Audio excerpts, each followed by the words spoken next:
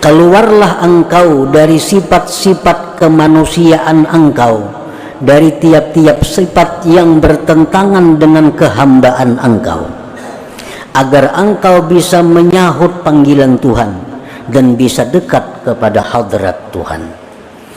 Nah, jadi ternyata yang menyebabkan kita ini kada bisa musyahadah kepada Allah, yang menyebabkan mata hati kita ini selalu terlinding daripada menyaksikan Allah, ternyata penyebabnya adalah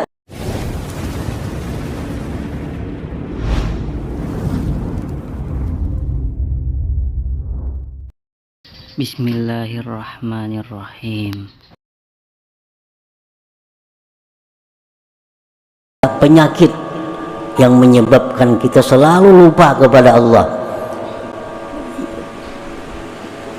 Ukhruj min awsafi basyariyatik an kulli wasfin munakidin li'ubudiyatik litakuna linida'il haqqi mujiba wa min hadratihi qariba. Keluarlah engkau dari sifat-sifat kemanusiaan engkau, dari tiap-tiap sifat yang bertentangan dengan kehambaan engkau, agar engkau bisa menyahut panggilan Tuhan dan bisa dekat kepada hadrat Tuhan. Nah, jadi ternyata yang menyebabkan kita ini kada bisa musyahadah kepada Allah, yang menyebabkan mata hati kita ini selalu terlinding daripada menyaksikan Allah, ternyata penyebabnya adalah sifat-sifat basyariah kita, sifat-sifat kemanusiaan kita yang bertentangan dengan kehambaan kita. Kan kita nih hamba, kita mengakui pada kita nih hamba, tetapi sifat-sifat hamba itu kada kita hiraukan dalam diri. Kita mengakui hamba, tetapi kita kadang memperhatikan apa sebenarnya yang dilakukan seorang hamba itu.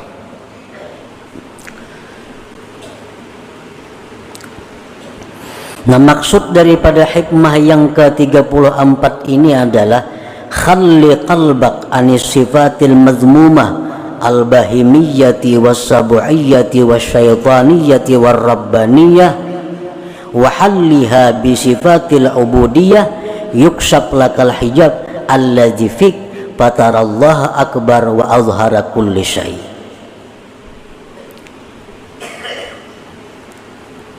Bersihkan hati engkau dari sifat yang tercela, baik sifat kebinatangan, sifat kebuasan, sifat syaitan, sifat ketuhanan yang ada dalam hati kita itu mesti dihilangkan, karena itu yang menghalangi kita daripada musyahadah. Itu yang menyebabkan kita ini lupa kepada Allah, lupa kepada Allah, padahal kita berada di tempat yang semestinya Allah sangat jelas.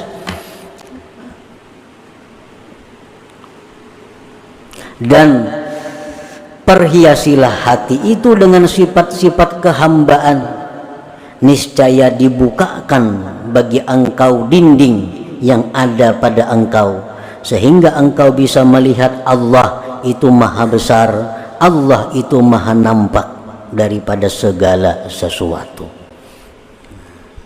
Jadi hijabnya ini, dindingnya ini pada diri kita. Selama hijab itu kada kita hilangkan dari diri kita, apapun ilmu yang kita pelajari tetap kada akan bisa musyahadah kepada Allah, tetap kada akan bisa khusyuk dalam menjalankan ibadah selama kita masih bersifat dengan sifat-sifat yang tercela itu. Ini masih ada hubungannya dengan hikmah yang ke-32 minggu dahulu. Telah disebutkan pada minggu dahulu bahwa yang utama bagi engkau itu adalah menghilangkan keaiban diri engkau. Itu yang utama.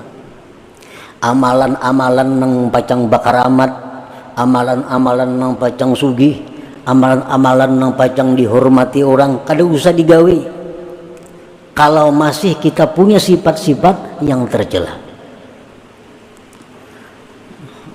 Amalan hendak masuk surga kada usah dibaca kalau masih ada pada diri kita sifat yang tercela. Cari amalan yang bisa menghilangkan sifat tercela itu.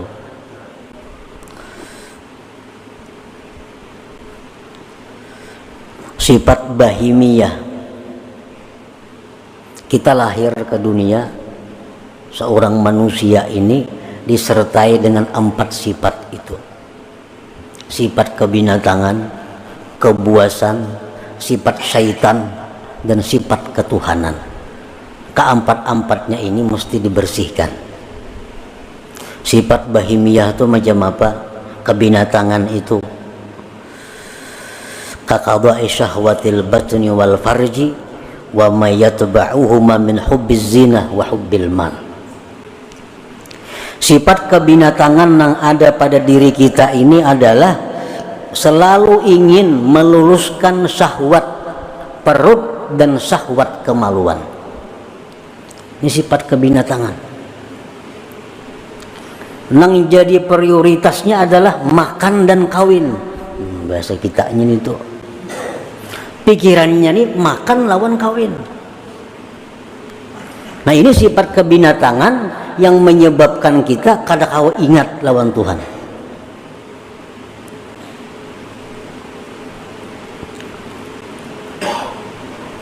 Dan sifat yang mengikuti makan dan kawin. Kenapa namanya ikuti? Pertama, kalau orang ketujuh makan itu pasti ketujuh lawan duit, karena kada kawang makan kada berduit. Bila orang ketujuh kawin itu ketujuh berhias perlu duit. Kawin tuh perlu berhias, nukar baju nang hanyar, nukar ini, nukar itu, beraksi supaya dilirik orang, supaya diketujui orang, berhias, berdandan, biaya mahal. Nah perlu kepada duit. Nah sifat itu nang maulah kita ini kada kawa bujur di dalam ibadah kita. Perhatian sembahyang nang dipikirkan, mbah ini kan aku makan apa? Nah perhatian sembahyang. Ini sembahyang nih. Ini sembahyang ini kasaruan kayaknya nih. Napa ka iwaknya di saruan nih? Dalam sembahyang mikirakan iwak di saruan ini napa? Nah, ini sifat kebinatangan. Nah, itu nang kita bujurakan. Jadi amun ada amalan-amalan nang supaya hilang, nang supaya bersih kita dari sifat kebinatangan, itu amalan nang perlu kita amalkan. Misalnya ada amalan bila kita baca ini kita akan bisa mengendalikan nafsu kita. Nah itu amalan yang paling bagus dibaca. Kada usah minta amalan ilmu laduni, kada usah. Kada usah minta amalan supaya doa mustajab, kada usah. Kada usah minta amalan supaya rezeki datang, kada usah. Selama dalam diri kita ada sifat yang tercela. Sifat kebuasan, kal ghadab, seperti marah. Marah tuh buas, sedikit-sedikit sari, sedikit-sedikit sari. Nah orang nang penyarikan ini terdinding juga, kada akan bisa musyahadah kepada Allah. Kal ghadab wa adamir ra'fati war rahmah, ketiadaan sayang kepada makhluk Allah, itu sifat kebuasan. Sifat syaitaniyah, kal hasadi, seperti dengki. Dengki ini sifat syaitan. Syaitan sangat dengki kepada kita karena kita ini adalah manusia yang diberi Allah macam-macam keistimewaan, dan ingin selalu berusaha menghilangkan keistimewaan yang ada pada diri kita itu.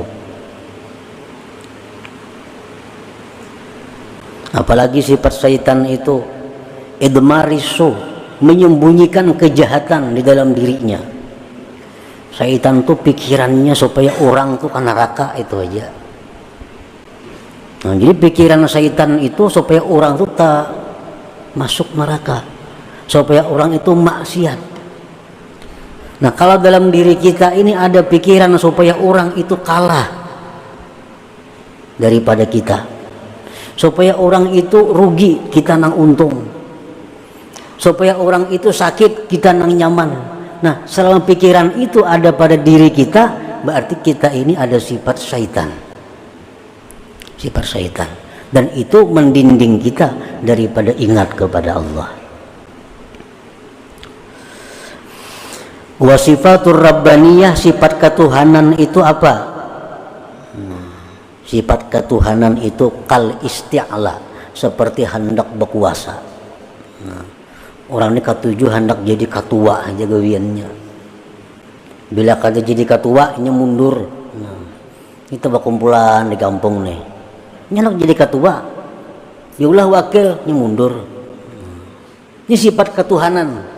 Kan Tuhan tuh menguasai. Apalagi sifat ketuhanan hubbul madah wassana. Orang ini ketujuh dipuji, diambung. Nah, bila dipuji, bila diambung, wah, sanang banainya. Minum gini biriakannya. Hubbus sana. Bila dalam diri kita ini ada sifat macam itu, suka dipuji orang, apalagi mencari-cari pujian. Nah, itu sudah.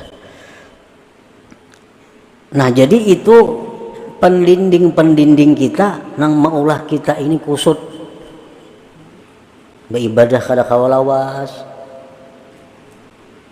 datang pendudian bulik pendahuluan, datang pendudian bulik belakalakas pendahuluan. Ini kan apa? Nah, karena ada sifat-sifat yang tercela ini dalam hati. Mungkin kita berhilang ke rumah orang umpamanya, bilang ke rumah orang, ampun rumah kada mau menghadapi, ampun rumah kada mau menghadapi, apalagi nyurungi banyu kada mau menghadapi aja kada mau. Pasti pikiran kita apa? Nak lakas bulik kayak gitu, nak lakas bulik aja. Apa orangnya kada menghadapi, banyunya kada ada keluar. Nah, kayak itu juga kita beribadat di majelis taklim, di masjid. Kalau Allah itu berpaling dengan kita, nak lakas tuh bulik. Kenapa? Ini ampunnya kada menghadapi. Nah, tapi kalau orang-orang yang dihadapi Allah, apalagi di tempat ibadah itu dijauh oleh Allah, nah, semalaman tahan duduk. Nah, karena orang ini dihadapi Allah, dijauh oleh Allah, artinya bisa menyaksikan mata hatinya kepada Allah Subhanahu wa taala. Dan ini kebanyakan kita. Mengapa aja urusan kebaikan nak lakas tuntung. Bila urusan kebaikan pasti hendak lakas tuntung. Mereka kada sanggup itu menghadapi. Nah, kenapa? Karena Allah berpaling. Ini kada bisa melihat. Mata hatinya kada kuntak. Nah, karena terdinding oleh sifat-sifat yang kebinatangan yang berkuasa dalam diri kita. Nah, kemudian lagi sifat kehambaan. Nah, sifat kehambaan yang mustinya sifat kita tuh. Pertama, taat. Itu sifat seorang hamba. Mestinya taat kepada Allah, taat kepada hukum. Ini sifat seorang hamba. Apalagi sifat seorang hamba itu tawadhu. Itu sifat hamba, tawadhu.